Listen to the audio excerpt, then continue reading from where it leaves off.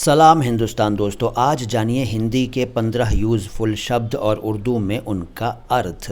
आज के शब्द हैं अल्प, अवकाश, अवतरित, अवधि, अवश्य, अवसर, अव्यवस्था, अशिक्षा, अशिक्षित, अशिष्ट, अशिष्टता, अशोभनीय, अश्रु, अश्लील और अश्लीलता। अल्प का मतलब है कम या थोड़ा। अवकाश का मतलब है तातील यानी छुट्टी। अवतरित का मतलब है नाजिल यानी उतरना। अवधि का मतलब है मियाद।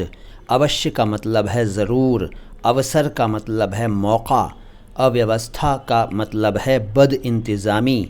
अशिक्षा का मतलब है जहालत, जिहालत कहते हैं लेकिन ये जहालत है।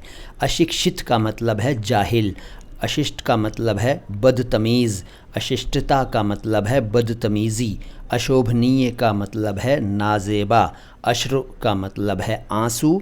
अश्लील का मतलब है फुहश यानी इसमें आधा ह है। और अश्लीलता का मतलब है फहाशी यानी डबल ह है।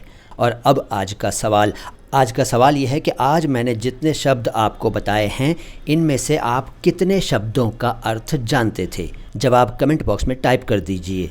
शुक्रिया।